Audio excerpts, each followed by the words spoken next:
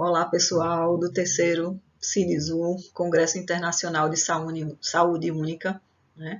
Eu me chamo Tamara De Carli, sou biomédica, né, e farmacêutica pela Universidade Federal de Pernambuco, né, com mestrado e doutorado também, né, pela UFPE. Né? Atualmente, eu atuo como docente do Centro Universitário Tabosa de Almeida, né, em Caruaru, aqui no agreste de Pernambuco. Tá? Onde a gente tem um grupo de pesquisa que faz, né, estudos na área de biotecnologia.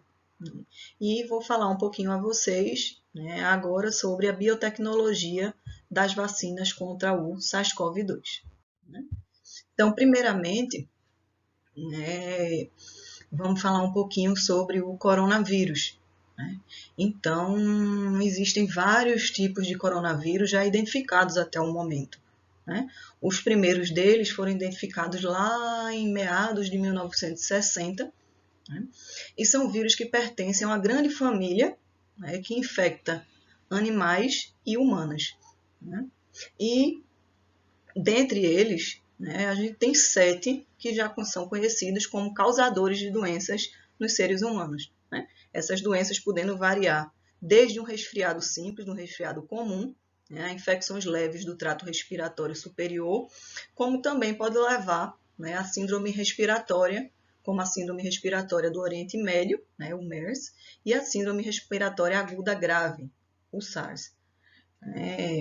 Desses 7 coronavírus que podem infectar humanos, a gente vai focar no SARS-CoV-2, né, conhecido como causador da Covid-19. O SARS-CoV-2 é um tipo de vírus que é envelopado.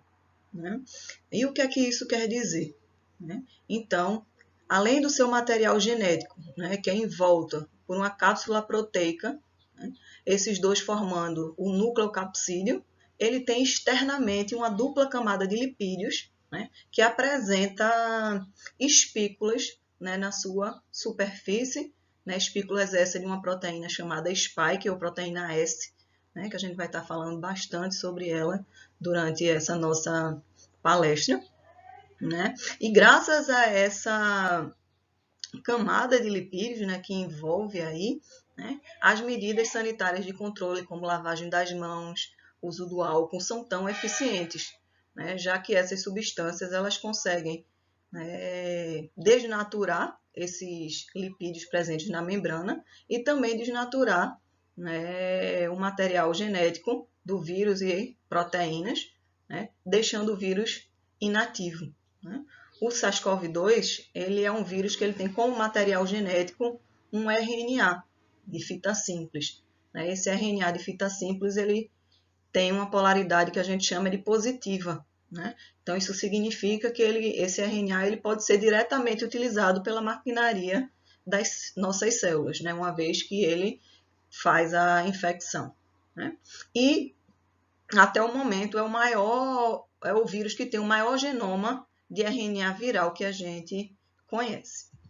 Falando um pouquinho da estrutura genômica, né, do SARS-CoV-2, a gente vai ter, nos seus 2 terços iniciais, um gene único, né, que possui 2 órfãs, né, que vão codificar, né, para proteínas não estruturais, né, que vão codificar para proteases, né, que vão atuar, né, na produção, né, das 16 proteínas que são necessárias para a sobrevivência do vírus. Tá? São proteínas que vão estar participando no processo de replicação viral e no processo de transcrição para a produção das proteínas virais. Além disso, a gente tem genes que codificam para proteínas estruturais, e proteínas acessórias. Né? Dentre elas, a gente tem a proteína S, né? A proteína spike, né? Que é a proteína que forma, né, aquelas espículas. E ela é extremamente importante porque é através dessas espículas que vai ter a ligação, né, do vírus com o receptor da célula hospedeira, que no caso é o receptor ACE2. A gente tem também a proteína E, que é codificada por um gene bem pequenininho, né, mas que é uma proteína extremamente importante tanto na montagem, né, quanto na liberação das partículas virais. A proteína M, né, que é uma proteína que ela vai dar formato, né, à partícula viral, e também uma proteína que vai se ligar ao nucleocapsídeo. E a última proteína, né, que a gente tem informações sobre a sua função é a proteína N. Tá? Essa proteína ela vai se ligar ao genoma, né, RNA do vírus, né, formando o nucleocapsídeo. E, como eu falei, né, esse vírus ele vai possuir essas espículas, né, formadas pela proteína S, né, e é através dessas espículas, com a sua interação com o receptor ACE2, né, que é o receptor da enzima conversora de angiotensina 2, né, e também com o auxílio de uma protease transmembrana, que a gente chama de TMPRSS2, né, essa protease ela vai fazer a clivagem, né, e ativação e vai ajudar na fusão também para a entrada do vírus SARS-CoV-2 na célula. Né? E uma vez que essa proteína S ela é extremamente importante para que aconteça a entrada, né, dos vírus dentro da célula, ela é um dos alvos, né? Aliás, ela é o principal alvo que vem sendo estudado para o desenvolvimento de vacinas. Né? Uma vez a epidemia, né, fora de controle, é normal que surjam o que a gente chama de variantes. Né? E o que são variantes? São vírus que sofreram mutações, sofreram modificações. Né? Algumas dessas variantes, elas são mais infectantes e também têm uma maior letalidade, né? O que tem preocupado bastante, né, a comunidade científica, principalmente quanto ao desenvolvimento de vacinas. Né? A gente tem aí nesse quadro, né, algumas variantes, né, que são de preocupação, como por exemplo a variante que foi originalmente encontrada no Reino Unido, né, a variante indiana e também a variante brasileira. Né? Então, uma vez que a pandemia foi instalada, né, e juntamente com o aparecimento dessas variantes, se iniciou, né, mundialmente uma corrida para o desenvolvimento de vacinas que pudessem ajudar a frear a pandemia. Tá? E aí a gente não poderia, né, de deixar de falar um pouco sobre as etapas do desenvolvimento de uma vacina. Né? Então, para a gente conseguir, né, para a gente desenvolver uma vacina, né, tudo começa numa etapa laboratorial, uma etapa lá no laboratório, né, onde a gente vai pesquisar e identificar moléculas, né, isso é, antígenos, alvos, né, que sejam interessantes para desenvolver uma vacina. Né?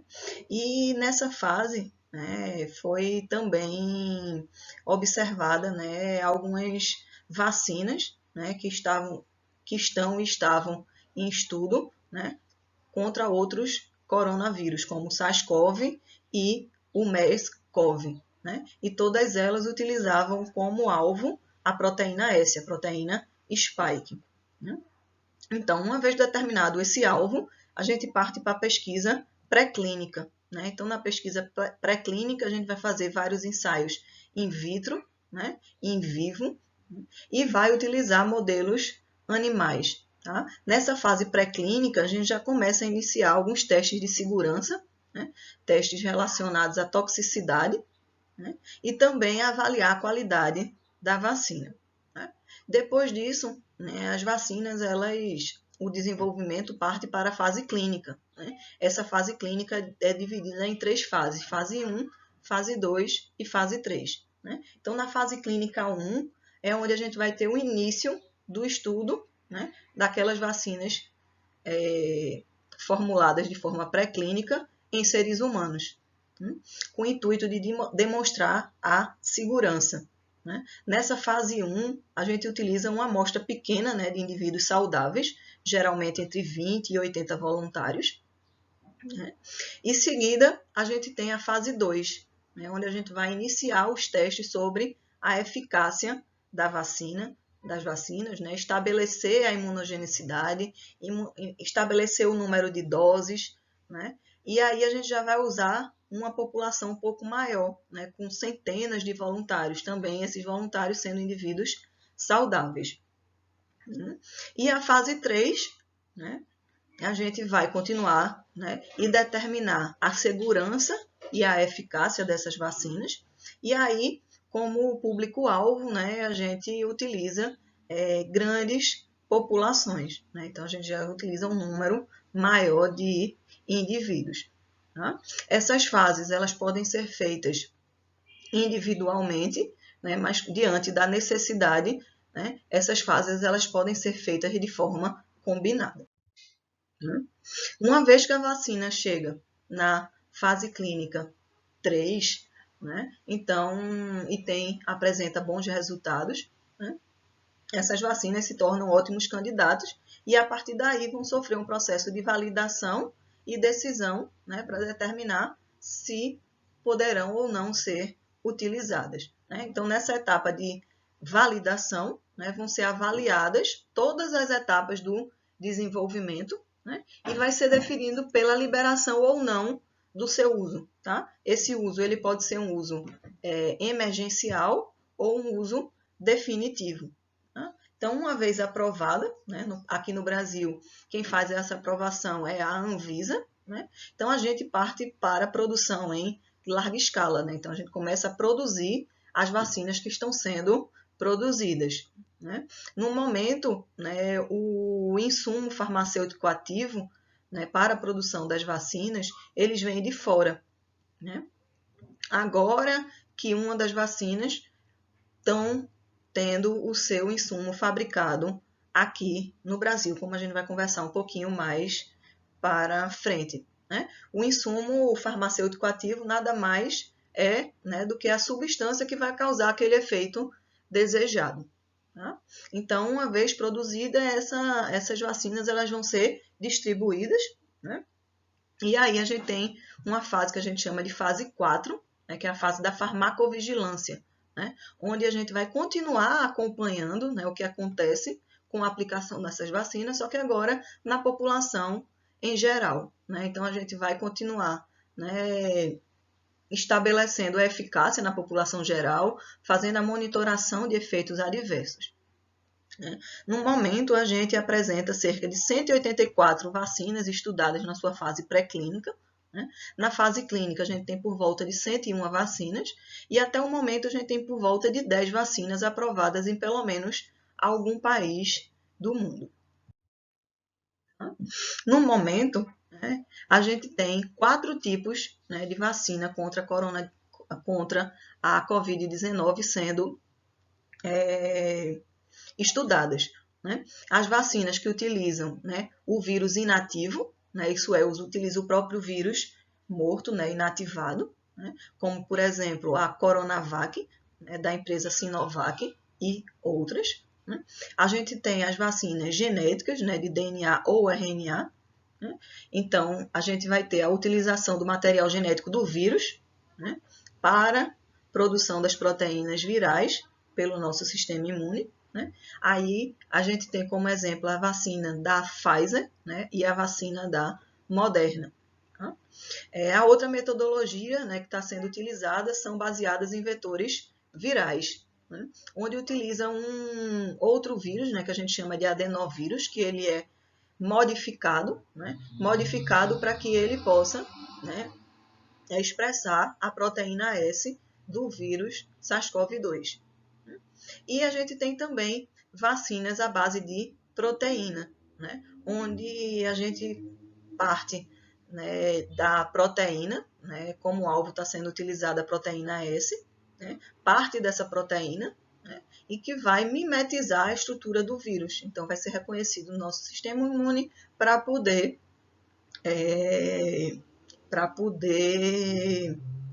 a gente ter a ativação do sistema imune.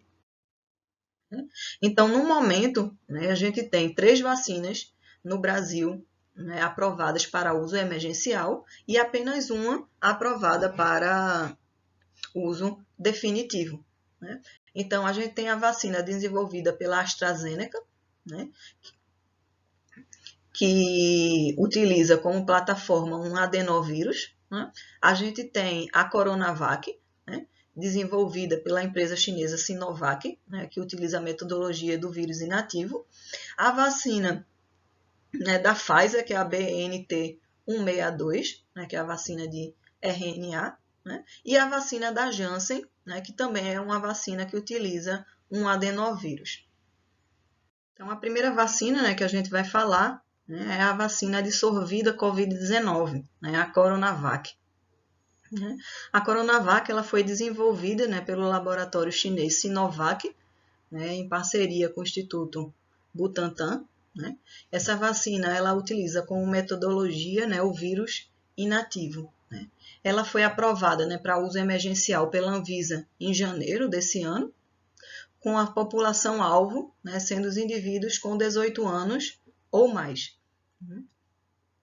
Essa vacina, né, ela vai utilizar, né, como insumo farmacêutico ativo biológico, né, o antígeno do vírus inativado SARS-CoV-2.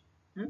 Aqui a gente tem alguns dados referentes à vacina, porém a gente não vai entrar em detalhes, mas caso alguém que precise, pode entrar em contato comigo. E como é que essa vacina ela foi desenvolvida? Né? Então, como a gente viu, ela é uma vacina que utiliza um vírus inativo. Né? Então, para isso, foram retiradas amostras de sangue, né? Contendo SARS-CoV-2 de 4 pacientes chineses. Né? Em seguida, foi feito o isolamento, né, de 4 cepas candidatas. Né? Essas cepas elas foram cultivadas in vitro e identificadas por RT-PCR. Né? Em seguida, essas cepas foram utilizadas na imunização de camundongos e ratos, né, para verificação da imunogenicidade através da detecção do título de anticorpos neutralizantes no soro. Né? Em seguida, as suas sequências gênicas foram obtidas através de sequenciamento e comparadas com a sequência de referência do SARS-CoV-2 disponível no banco de dados GenBank. Em seguida, foi gerado um banco de células, né, para cultivo do vírus. Né, e após isso, o estabelecimento tanto do lote semente mestre, né, e do lote semente de trabalho que vão ser utilizados na produção, né, dos lotes das vacinas. Né. Aqui um esquema, né, para a gente mostrar de forma mais simplificada como é a produção dessa vacina. Né. Então, o SARS-CoV-2, né, ele é isolado em laboratório e ele é utilizado para infectar células vero. Né? Essas células são células de rim de macaco verde africano, né, que já é um modelo que está bem estabelecido. Né? E essa infecção, né, dessas células é necessária para que a gente tenha, né, a multiplicação do SARS-CoV-2, né, e obtenha esse vírus numa grande quantidade. Né? Em seguida, né, os vírus obtidos eles passam por um processo de inativação. Né? Essa inativação ela é mediante procedimentos químicos, né, que vão inativar o vírus, né? Isso é, não vão permitir que uma vez a pessoa vacinada, ela tenha uma infecção decorrente. Né? Após isso, é adicionada uma substância adjuvante, né, que vai ajudar o nosso organismo a reconhecer, né, a vacina. Né? Em seguida, todo esse conjunto ele é purificado, né? Seguido do envase e distribuição. Né? A Coronavac é uma vacina que ela é dada em 2 doses, né, com intervalo entre 21 e 28 dias. Como a gente viu, né, os estudos de fase 3, eles são necessários para a gente poder avaliar a eficácia, a segurança e também a gente consegue avaliar a imunogenicidade. Né?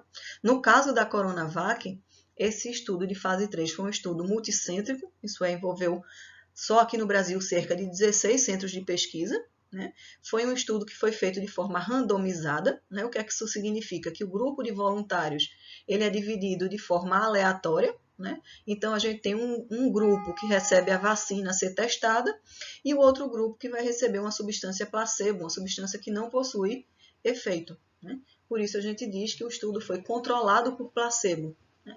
É um estudo do tipo duplo cego, né? Porque nem o indivíduo que recebeu a dose, nem quem aplica sabe o que é que está aplicando. É um estudo guiado por desfecho. Desfechos são pacientes sintomáticos com diagnóstico confirmado por RT-PCR. Né? Tudo isso é utilizado para avaliar a eficácia, né, e segurança do vírus. E como é que a gente faz para determinar agora a eficácia da vacina? Né? Então, para calcular a eficácia da vacina, a gente calcula a porcentagem, né, de infectados no grupo controle, tá? Diminui pela porcentagem de infectados entre os vacinados, divide isso pela porcentagem de infectados no grupo controle, multiplica por 100. Né? No caso da Coronavac, os testes mostraram eficácia geral de 50,39%, né, com intervalo de confiança de 95%, sendo essa eficácia podendo variar de 35% a cerca de 62%. Né? A eficácia mais baixa da Coronavac pode ser resultado da sua população avaliada, né, que diferente das outras vacinas, né, a população utilizada nos estudos foram profissionais de saúde, né, que estavam na frente do combate à epidemia do Covid-19. Dessa forma, é uma população que é mais susceptível, né, que é mais fácil, né, de entrar em contato com pessoas infectadas.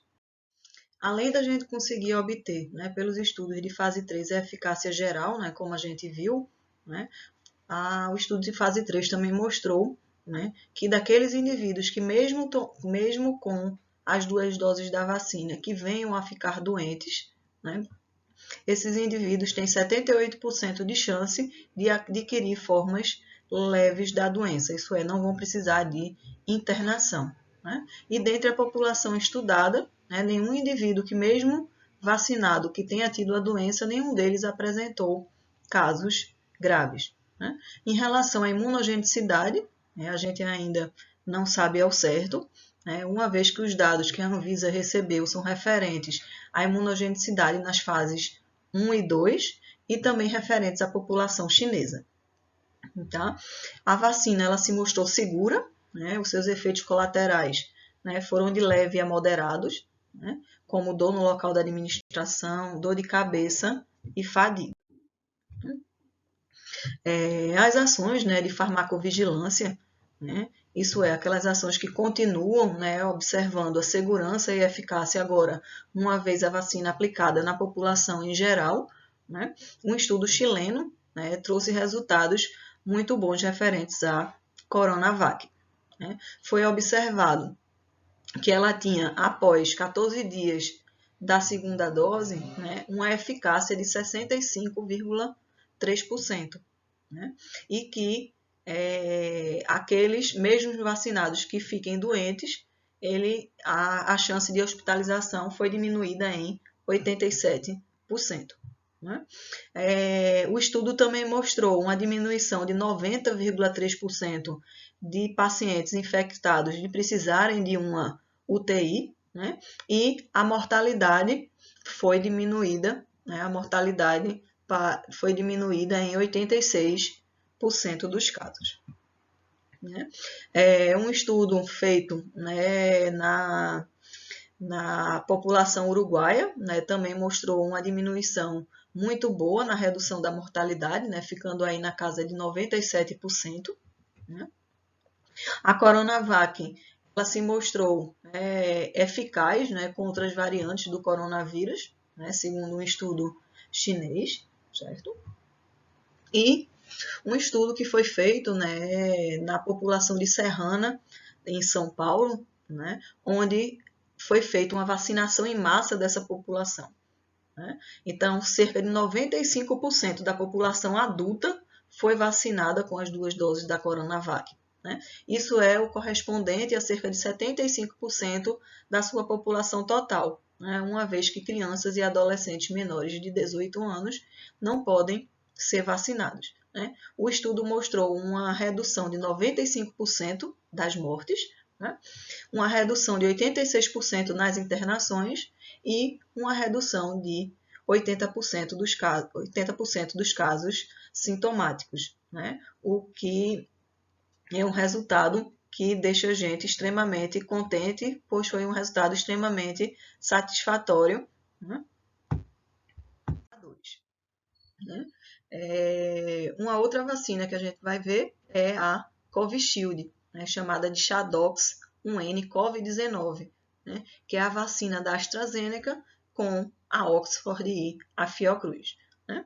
Essa vacina ela foi aprovada para uso emergencial pela Anvisa, né, em janeiro de 2020, juntamente com a Coronavac, e a população-alvo eram indivíduos com 18 anos ou mais. Né? Essa vacina ela utiliza uma metodologia diferente, né, da Coronavac.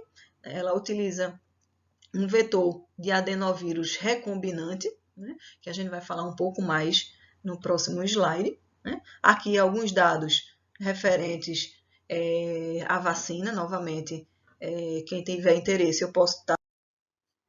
E agora a gente vai falar um pouquinho, né, de como essa vacina da AstraZeneca ela foi desenvolvida. Né? Então, essa vacina, né, ela é baseada numa plataforma, né, chamada de Chadox-1, né, que já está sendo, ou então já foi, né, utilizada em algum estudo clínico com antígenos de vários patógenos, né, como o MERS, a tuberculose e a malária.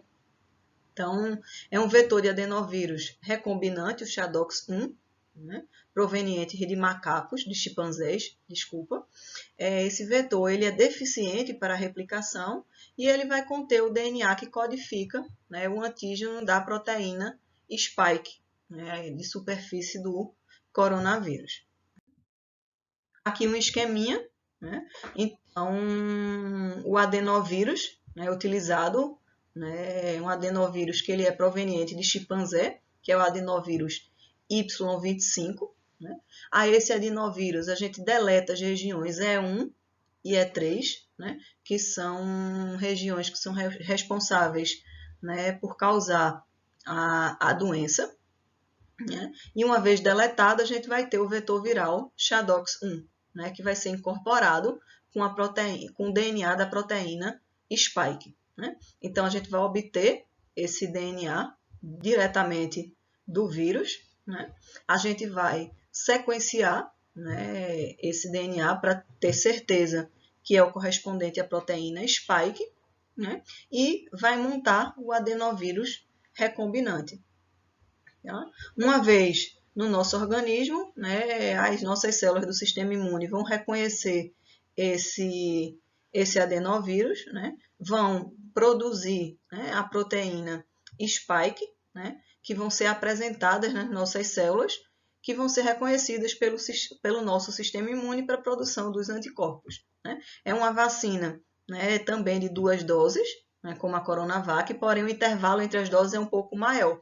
Né? A gente tem um intervalo aí de 12 semanas ou um pouquinho mais. Né? Os estudos, né, de fase 3, né, na verdade, foram compostos de 4 estudos, né, onde eles fizeram vários esquemas de dose, né, onde os indivíduos eles recebiam 2 doses inteiras, meia dose e uma dose, meia dose e uma dose inteira, né, para determinar qual desses esquemas teria uma melhor eficácia e uma melhor segurança. Né? Aqui, para a vacina da AstraZeneca, né, a população avaliada foram voluntários. Né? Também foi um estudo randomizado, né, cego, né, um estudo controlado, né, guiado por desfecho. Né? E esse estudo ele mostrou que para a aplicação de 2 doses, né, com um intervalo de 12 semanas, a vacina ela tinha uma eficácia geral, né, de proteção de 70,42%. Né? A eficácia, né, na população idosa, né, ela foi composta tinha sido composta de uma amostra pequena. Né? Então, a eficácia para essa população, né, não conseguiu ser calculada. Né? A eficácia de casos graves, né, por uma limitação dos dados, né, não permitiu uma conclusão que fosse estatisticamente significativa. Né? Em relação à imunogenicidade, né, essa vacina ela mostrou uma boa resposta celular e resposta também humoral. Né? Em relação à segurança, também uma vacina considerada de segurança leve a moderada, né? onde os efeitos adversos foram dor no local da aplicação, cefaleia, dor nas articulações, calafrio, febre. Ela dá um pouquinho mais de efeitos em algumas pessoas do que a Coronavac. Né? E, recentemente, alguns efeitos adversos, como a trombose, né, foram adicionadas à lista de efeitos adversos. Né? Porém, os efeitos de trombose eles são extremamente raros. Né? A gente tem aí na casa de 0,004%. Né? Então, por conta disso, né, dessa adição, né, do fator aí adverso trombose, né, essa vacina, e um caso também que aconteceu de trombose em uma gestante, essa vacina ela foi excluída, né, para esse grupo, que era o grupo das gestantes. Né? Uma outra vacina, né, que a gente tem aqui aprovada no Brasil é a vacina da Janssen, né, que é a AD.26-CoV2S. Né? Também foi aprovada para uso emergencial. Né? A sua população-alvo também foi indivíduos de 18 ou mais. Né? Também é uma vacina que utiliza um adenovírus recombinante, né? Porém um adenovírus diferente daquele adenovírus utilizado na vacina da AstraZeneca. Então, aqui, né, o adenovírus, o AD26, né, e aqui né, a gente pode ver né, a proteína S sendo expressa, né, sendo a proteína S aqui na sua superfície. Né? A vantagem dessa vacina é que é uma vacina de dose única, tá? A eficácia né, geral para essa vacina foi com em torno de 60,1%, né? E essa vacina se mostrou também 85,4% eficaz no aparecimento de casos graves. Né? Em relação à sua imunogenicidade, né, também foi possível a observação de anticorpos neutralizantes, né? E também que ela induzia uma resposta celular. Né? Também uma vacina segura, né, com seus efeitos entre leve adversos, né, entre leve a moderado, como dor no local da aplicação, fadiga, dor muscular, né, dor nas articulações e calafrio. Né? A gente também tem ainda né, uma outra vacina né, de vetor viral, né, que é a Sputnik V. Tá? Ela também é uma vacina de 2 doses, né, também de adenovírus, porém ela utiliza adenovírus diferentes na primeira dose e na segunda dose. A única vacina que foi aprovada no Brasil para uso definitivo né, foi a vacina BTN 162B2 ou Comirnaty, né, que é a vacina da empresa BioNTech e da Pfizer. Né? Essa vacina ela utiliza uma metodologia extremamente inovadora, né? Quando se trata de vacinas que estão presentes no mercado. Tá? É uma vacina genética né? Que usa como antígeno o RNA do vírus. Esse RNA ele codifica para aquela proteína S né? Presente lá na espícula. Né? E esse RNA, né, a gente vai ver no próximo slide, que ele é encapsulado né, em nanopartículas lipídicas. Aqui alguns dados né, referentes à vacina. Né, Aqui a gente tem também um esquema né, mostrando o desenvolvimento da vacina da Pfizer. Né? Então, teve a identificação de parte do código genético viral, né?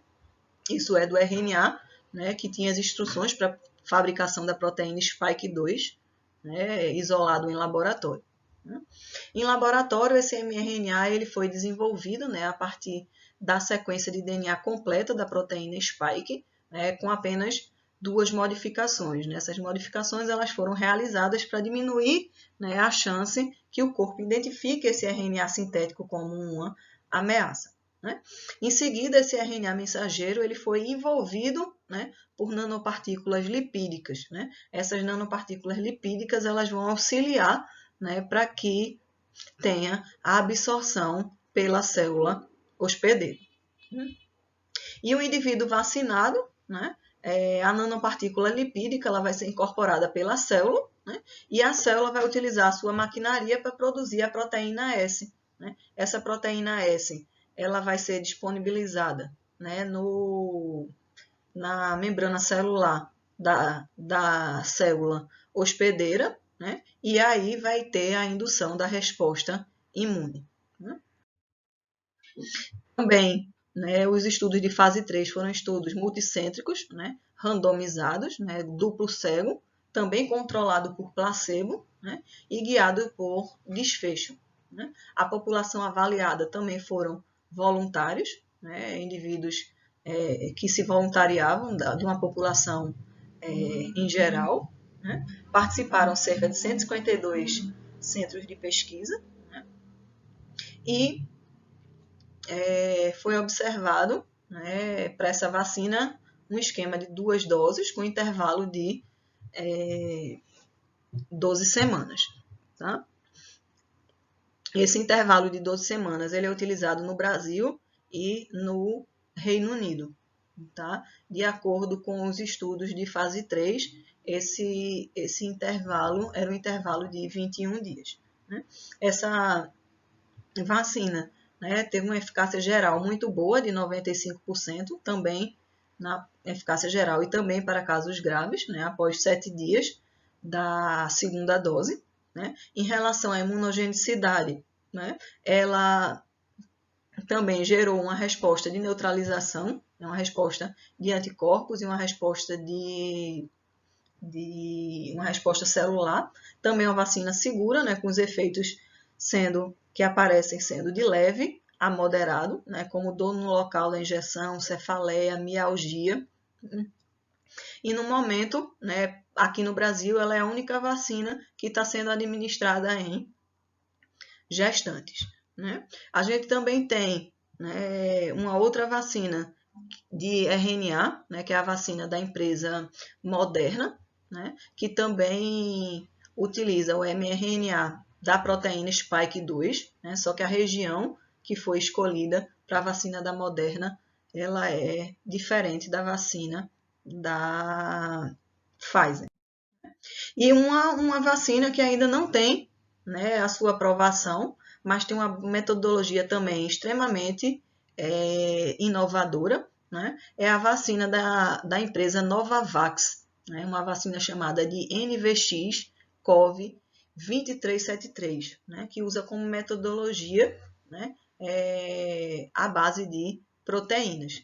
Né? Então, é uma metodologia também nova, né, que não tinha sido utilizada ainda para nenhuma vacina, por isso que eu resolvi trazer para vocês. Né? Então, para a fabricação, né, desenvolvimento dessa vacina, né, o gene modificado da proteína Spike 1, ele é inserido num vírus que a gente chama de baculovírus, que é um vírus que infecta artrópodes. Né? E em seguida, esse baculovírus foi utilizado para infectar células de mariposa. Né? Essas células infectadas, né, foram colocadas num bioreator, né, para a produção da proteína Spike em larga escala. Né? Após a produção dessas proteínas, né, em larga escala, essas proteínas foram purificadas, né? Foram utilizadas para a produção de nanopartículas. Essas nanopartículas, né, elas imitavam a estrutura molecular do vírus, né? E uma vez reconhecidas, estimulam o sistema imune, porém não são capazes de causar a infecção. Né? Em seguida, né, adicionado um coadjuvante, né, que é patenteado pela empresa, né, à base de saponina, né, que vai ajudar a melhorar a nossa resposta imune. E para finalizar, né, as últimas 3 vacinas, né, que a gente falou, a vacina da AstraZeneca, a vacina da Pfizer, né, e a vacina da Janssen, né, também se mostraram, até o momento, eficazes contra as variantes do SARS-CoV-2. Né. No mais, eu gostaria de agradecer, né, a todos vocês, né, que estão assistindo a nossa palestra, né, e agradecer toda a equipe do Congresso, né, que me fez o convite. Deixo aí meus contatos, meu contato de e-mail, vocês podem me encontrar também pelas redes sociais, né? Aí o @tamara_bionfarma ou @uma jornada pela fitoterapia. Né? Novamente, muito obrigada a todos.